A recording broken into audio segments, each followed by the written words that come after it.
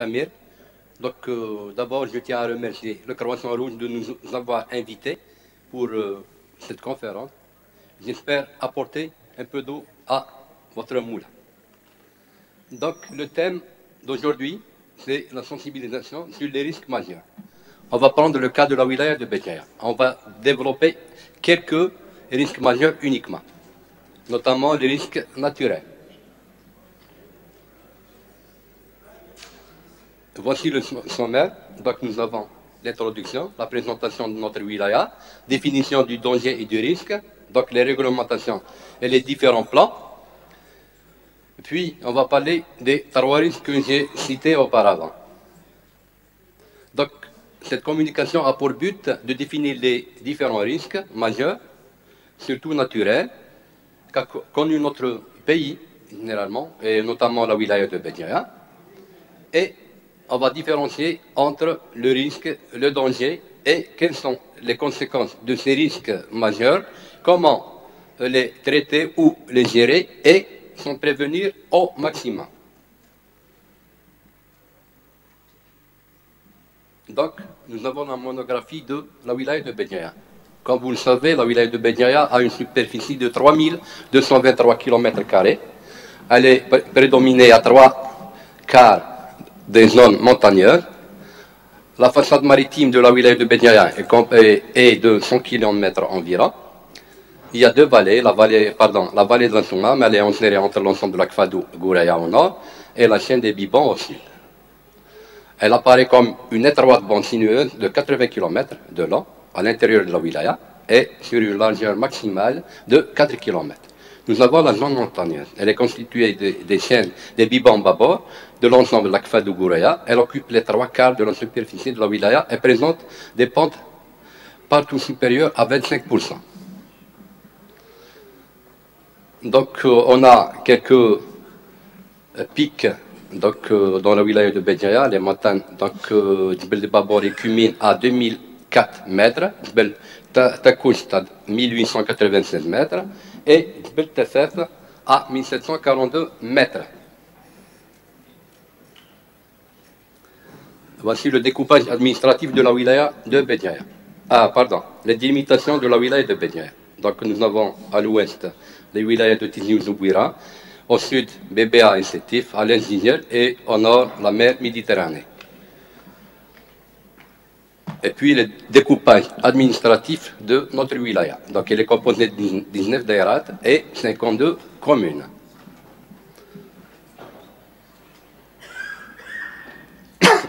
Pardon. Nous allons maintenant directement aux notions de base. Donc, faire la différence entre le danger et le risque. C'est quoi le danger? C'est la propriété intrinsèque d'une substance, d'un agent, d'une source d'énergie ou d'une situation physique qui peut provoquer des dommages pour les personnes, les biens ou l'environnement. Donc, c'est une notion définit une propriété intrinsèque, donc une propriété à l'intérieur de la chose. Donc, par exemple, la propriété d'une substance, le butane, le gaz butane, le chlore, etc. La propriété d'un système technique, la mise sous pression, par exemple, d'un gaz, ou une disposition d'élévation d'une charge, par exemple, à une organisation, à un organisme, par exemple, les microbes, etc. De nature à entraîner un dommage sur un élément vulnérable. Le risque, c'est l'élément caractérisant la survenue du dommage lui-même, potentiel. Donc lié à une situation de danger. Donc on peut le définir un peu plus bas. Donc le risque égale le danger et la probabilité d'occurrence et la gravité de ce danger. Regardez bien, donc le risque majeur, c'est on ne fait rien, donc il n'y a pas de mesure, la catastrophe est grande. Par contre, si on essaye de mettre des barrières, on va réduire la catastrophe. Donc les barrières, c'est quoi? C'est l'élaboration des différents plans de prévention notamment, l'application des textes réglementaires, l'information préventive, et puis, en dernier lieu, nous avons la sensibilisation vous allez voir que la catastrophe sera réduite. Donc, ce qu'on appelle les barrières préventives. Donc, le schéma était explicite. Maintenant, on va parler du cadre réglementaire. Donc, le gouvernement algérien a adopté dès 1985, donc après le séisme d'El Asnam en 1980, un plan national de prévention des risques naturels et technologiques majeurs, comportant principalement l'organisation des interventions et des secours en cas de catastrophe. Ce dispositif a été complété la même année par deux décrets, le 85-231, donc du 25 août 85, fixant les conditions et modalités d'organisation et de mise en œuvre des interventions et secours en cas de catastrophe. Et le 85-232 de la même date, relatif à la prévention des risques de catastrophe.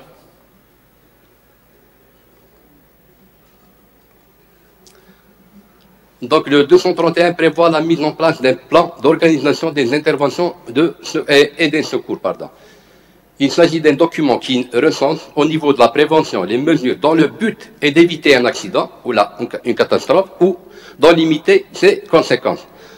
Au niveau de l'intervention, c'est les moyens du dispositif à mettre en œuvre.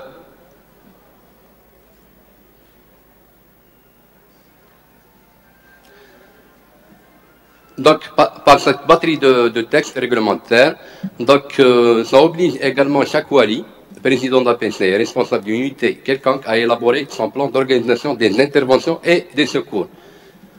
Donc, toute unité doit élaborer son propre plan en collaboration avec les responsables de la protection civile. Organe de commandement et moyens de mise en œuvre des plans d'organisation des interventions et des secours. Donc, le plan d'organisation des interventions et secours de la wilaya est placé sous l'autorité de M. le Wali.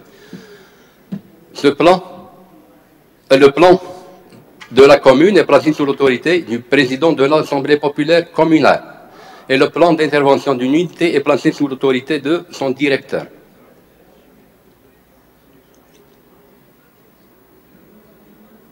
Vous allez voir maintenant qu'après le séisme de Boumerdès du 21 mai 2003, il y a d'autres décrets et ordonnances, décrets et lois qui sont sortis juste après le séisme de Boumerdès. Donc il y a l'ordonnance du 26 août 2003 relative à l'obligation d'assurance des catastrophes naturelles et à l'indemnisation des victimes. Nous avons aussi la loi 0405 du 14 août 2004 modifiant et complétant la loi 90-29 du 1er décembre 90 relative à l'aménagement et à l'urbanisme.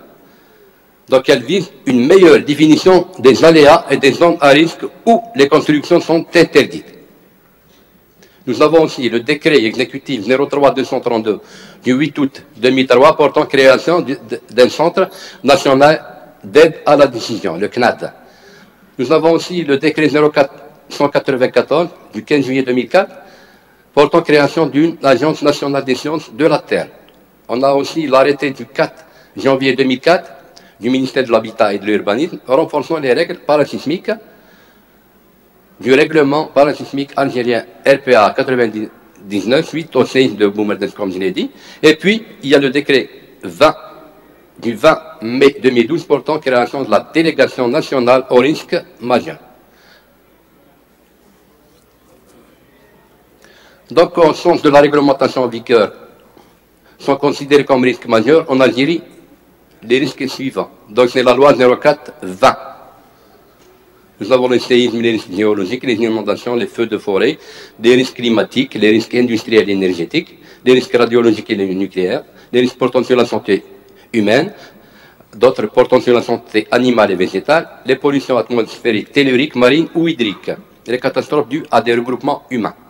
Donc voici les 10 risques au sens de la loi 04-20. Donc notre wilaya est concernée par les 10 risques cités plus haut. Donc nous allons nous intéresser à titre d'exemple uniquement aux 3 risques suivants. C'est des risques naturels. Donc on va parler des séismes, des inondations et des feux de forêt. D'ailleurs on va définir le séisme ou le tremblement de terre, pardon. Donc c'est un mouvement du sol. Il est ressenti sous forme de vibration ou d'ondes du sol suite à une rupture brutale des roches en profondeur. Donc ça se passe à l'intérieur de la Terre. Donc il est défini principalement par son foyer ou l'hypocentre, où s'effectue la première cassure des roches en profondeur. Nous avons l'épicentre, c'est la projection verticale du foyer. Nous avons la magnitude, c'est la force ou la quantité de travail qu'il faut fournir pour casser les roches et les décaler d'une certaine distance. Puis, on a l'intensité. Elle correspond à l'importance des dégâts observés.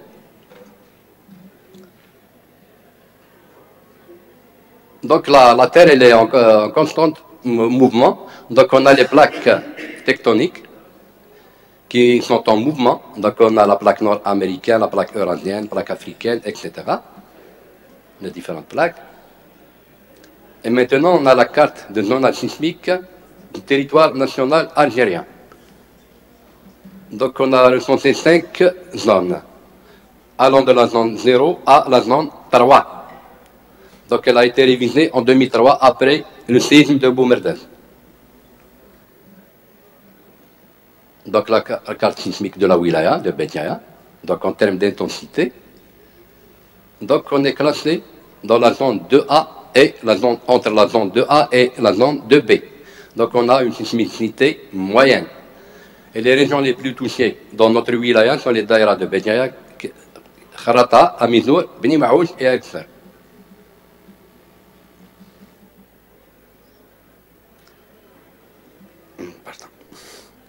Donc on va passer à l'historicité des différents séismes qu'a connu notre wilaya, par localité et date. Donc nous avons celui de 46 avec une magnitude de 5,6 qui a fait 264 morts et 1000 maisons détruites. Et nous avons 112 blessés. Pardon. Nous avons celui de Bni Maouj en l'an 2000, octobre 2000, avec 5,4 de magnitude.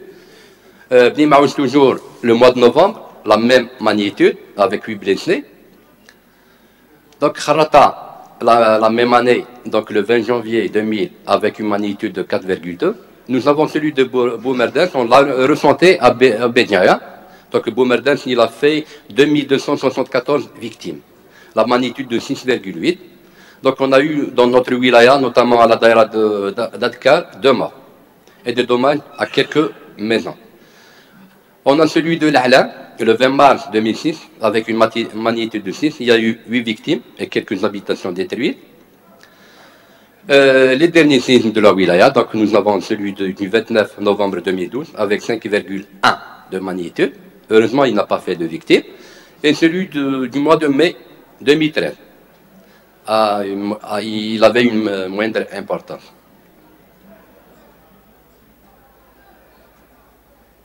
Maintenant, nous allons parler des glissements de terrain. Comme la wilaya de Bédiaya a des pentes de plus de 25%, il y a beaucoup de gens qui sont touchés par ce phénomène. Donc nous les avons recensés par commune. Donc à titre d'exemple, Bédiaya, on a 42 hectares de terrain qui sont concernés, notamment dans des localités de Smina, Sidi Wali à Sidi Ahmed, etc.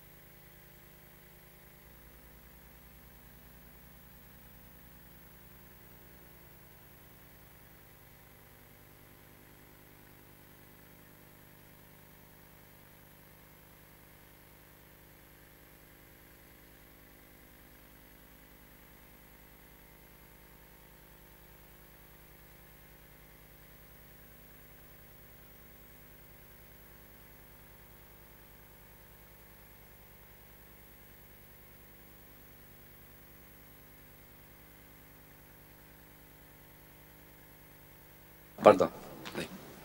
Donc je viens d'apprendre, je vais répéter, qu'il y a un glissement de terrain au niveau de la daïra d'Akbo.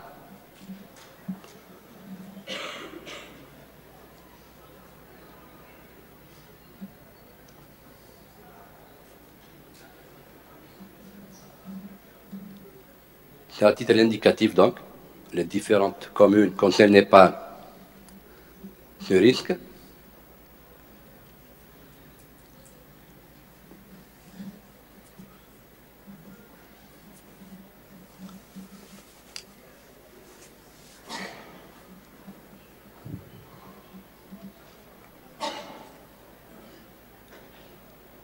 Quelques photos des différents éboulements, glissements de terrain qu'a connu notre wilaya, donc notamment celui de la RN au niveau d'Aoukhar, à proximité du tunnel. Donc ça s'est passé le mardi 24 février 2015. Donc il y a eu 6 décédés et 14 blessés.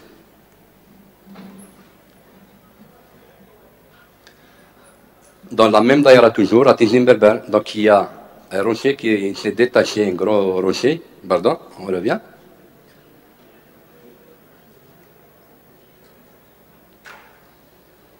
Il a détruit une maison, habitée d'ailleurs par un humain. Donc ça a fait uniquement 2 blessés légers. Donc voici le rocher. Donc maintenant, on va essayer de vous inculquer un petit peu ce qu'on doit faire avant et pendant et après les événements, donc notamment le séisme. Donc le séisme arrive sans prévenir. Donc généralement, on doit anticiper. Donc on doit prévoir des équipements minimums à avoir sous la main, donc dans chaque maison. Donc on va avoir une trousse, une radio portable avec pile, une lampe de poche, de l'eau potable et papier personnel, médicaments, couvertures, médicaments bien sûr pour les malades, les personnes malades, les couvertures, vêtements de rechange.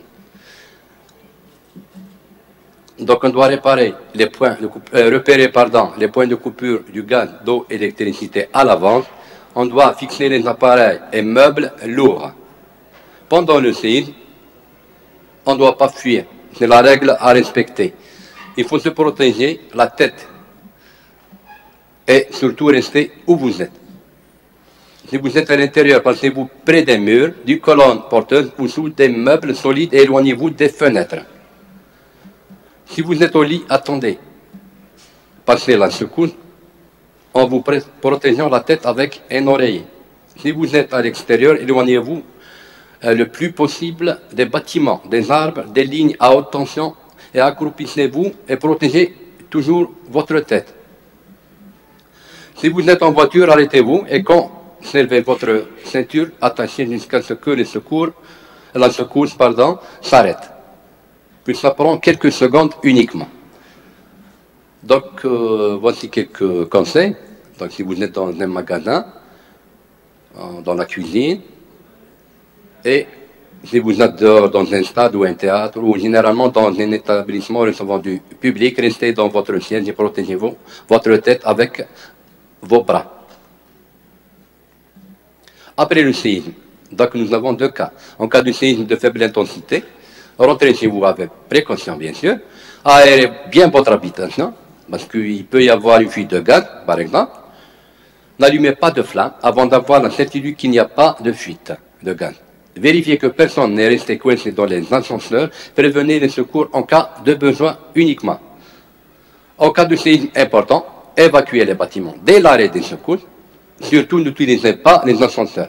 Éloignez-vous rapidement du bâtiment. Pensez à emporter les objets de première nécessité. Aidez vos voisins, en particulier les plus vulnérables, personnes à mobilité réduite, personnes âgées et les enfants. Restez loin des fenêtres, elles peuvent vous blesser même à quelques mètres. Écoutez la radio surtout. N'utilisez pas le téléphone qu'en cas d'extrême urgence. Les réseaux téléphoniques seront vite saturés. Maintenant, nous allons au risque inondation. Donc le territoire de la wilaya de Bédia est traversé par plusieurs oueds importants. Vous allez voir la carte des oueds de la wilaya de Bédia. Donc c'est une source pour inondation.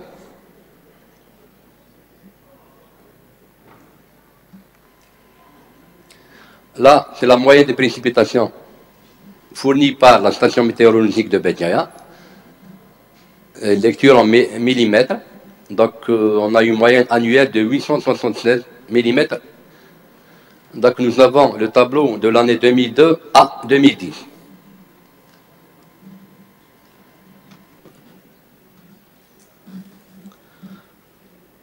Alors, les principaux oueds de la wilaya de Bédiaya. Nous avons Oued Sahel, puis Oued Souma.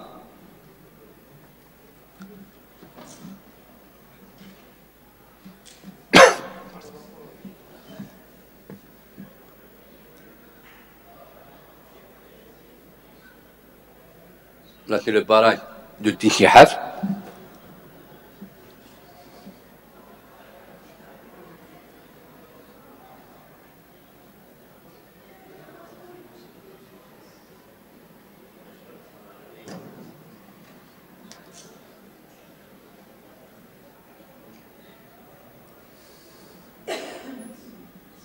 Et aussi le barrage d'Eril Mda, à Kherata.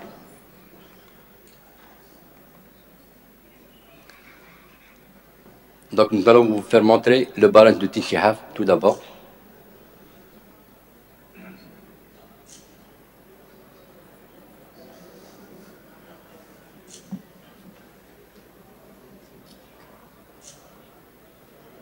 Il a été réceptionné en 2008.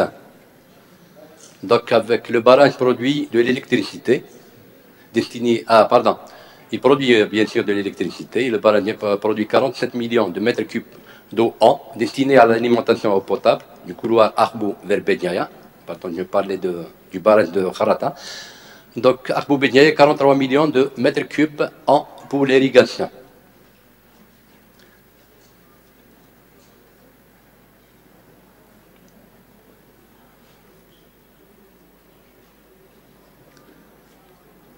Donc, le barrage d'Eril Mda, c'est celui-là qui produit de l'électricité. Il a été construit en 1953. Donc, destiné à la production d'énergie hydroélectrique.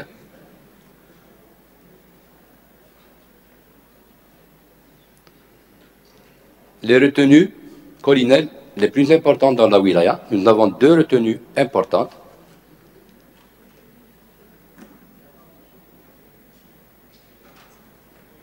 Donc la retenue de Chabat Lakhra, avec une capacité de 900 000 mètres cubes. Et une autre, pratiquement pas loin, donc dans la localité de d'Erguina, Erzar Ouftis, avec une capacité moindre que celle de Chabat Lakhra.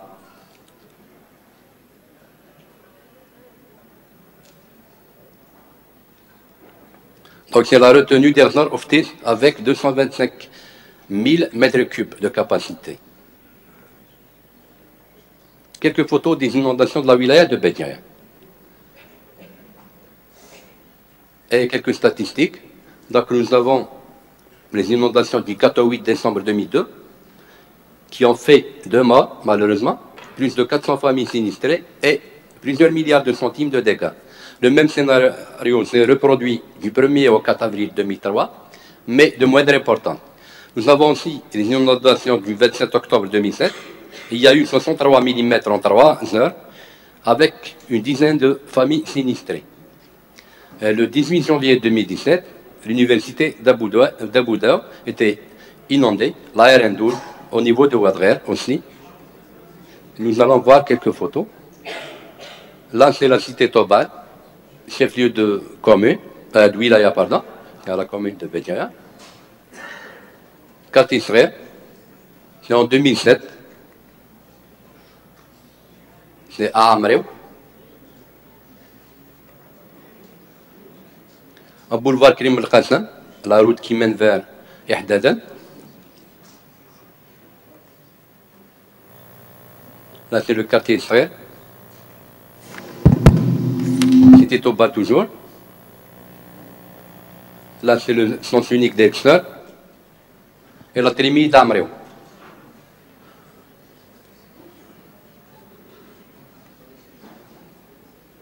Là, au niveau de Ouadrer, la maison Handaï, l'ex-maison Handaï. La RN12 au niveau de Ouadrer toujours. Et là, c'est l'université d'Abu Dhabi.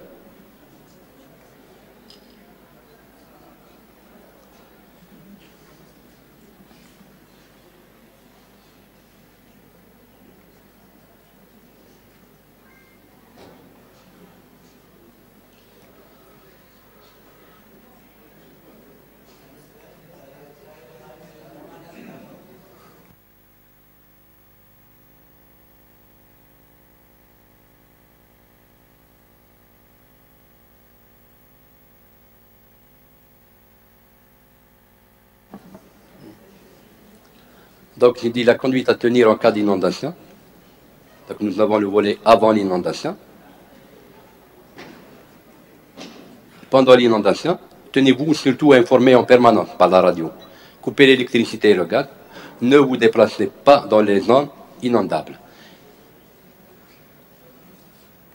Après, bien sûr, pompez l'eau et nettoyez vos locaux. Aérez et désinfectez les pièces. Faites rétablir l'électricité et le gaz après contrôle d'un technicien compétent. Chauffez dès que possible. Maintenant, nous allons voir les feux de forêt.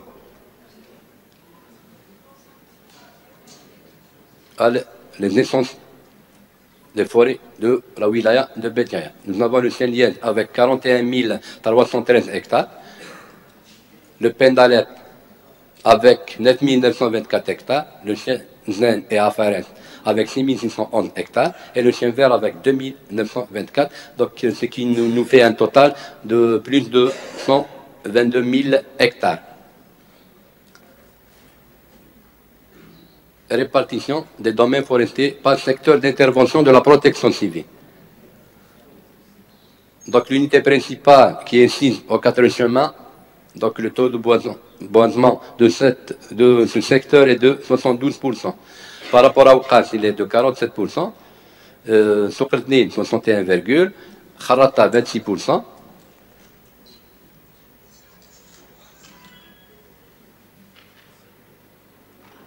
Amizour 18, Lexeur 54, Adkar avec 78%.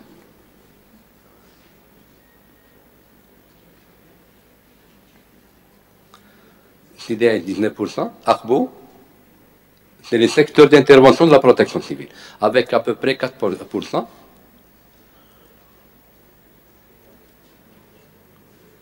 Idem pour Sedok, Tezmert un peu plus de 4%. Et enfin, Irilali avec 75%. Donc, les feux de forêt les plus importants qu'a connu notre wilaya, on va remonter à l'été 1994, où il y a eu 12 victimes brûlées et plus de 26 000 hectares de couverts végétal détruits dans les localités de Tounia, notamment Bouhatem, Telahiba et Souqedma. Nous avons l'été 2000 aussi, qui a fait une victime, et plus de 11 000 hectares de couverts végétal détruits, et quelques habitations. Pratiquement, c'est les mêmes localités, en plus de Boukhlifa, Al-Qsar, Tissi, Ouadrer, Bédiaya, Kara, Mizour, pratiquement plusieurs communes de notre wilaya.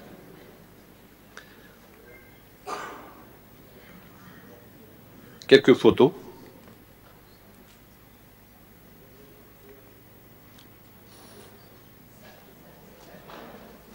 Donc la conduite à tenir pour éviter les feux de forêt, ne jamais fumer en forêt, pardon. Ne faites pas de feu en forêt pour le barbecue ou autre chose. Ne jetez pas de mégots par la vitre de votre voiture et ne laissez pas de bouteilles vides ou de détritus dans le milieu forestier.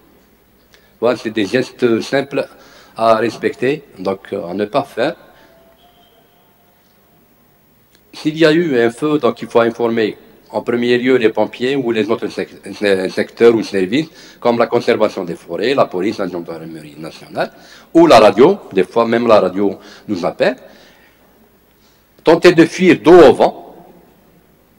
Si l'on est surpris par le feu, respirez avec un linge humide, recherchez un écran ou un mur ou un rocher pour vous protéger des flammes. Maintenez votre pensée et votre chemin d'accès à votre habitation en état débroussaillé. pour pouvoir intervenir nous-mêmes et que le feu ne va pas arriver à votre maison. Évitez le stock de bois à proximité de votre habitation. Et merci pour votre attention.